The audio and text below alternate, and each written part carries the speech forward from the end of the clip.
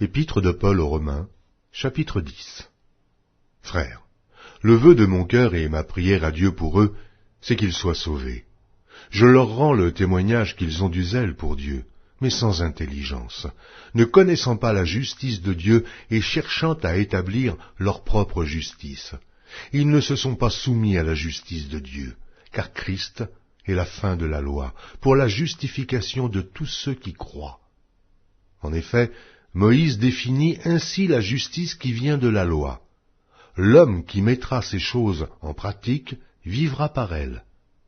Mais voici comment parle la justice qui vient de la foi. Ne dis pas en ton cœur, qui montera au ciel? C'est en faire descendre Christ. Ou, qui descendra dans l'abîme? C'est faire remonter Christ d'entre les morts. Que dit-elle donc? La parole est près de toi, dans ta bouche et dans ton cœur. Or, c'est la parole de la foi que nous prêchons.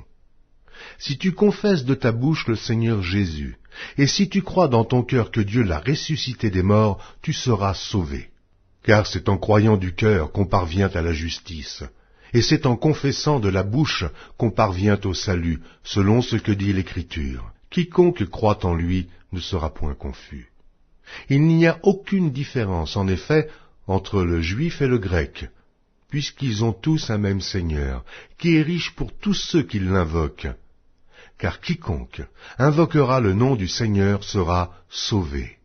Comment donc invoqueront-ils celui en qui ils n'ont pas cru? Et comment croiront-ils en celui dont ils n'ont pas entendu parler? Et comment en entendront-ils parler s'il n'y a personne qui prêche? Et comment y aura-t-il des prédicateurs s'ils ne sont pas envoyés, selon qu'il est écrit qu'ils sont beaux les pieds de ceux qui annoncent la paix, de ceux qui annoncent de bonnes nouvelles?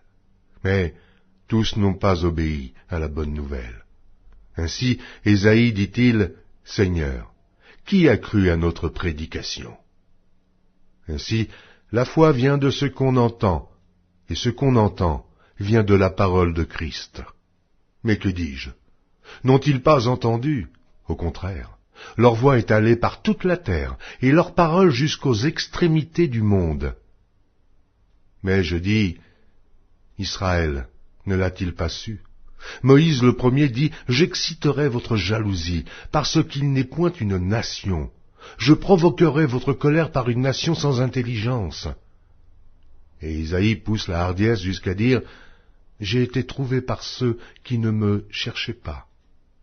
Je me suis manifesté à ceux qui ne me demandaient pas. » Mais au sujet d'Israël, il dit, « J'ai tendu mes mains tout le jour vers un peuple rebelle et contredisant. »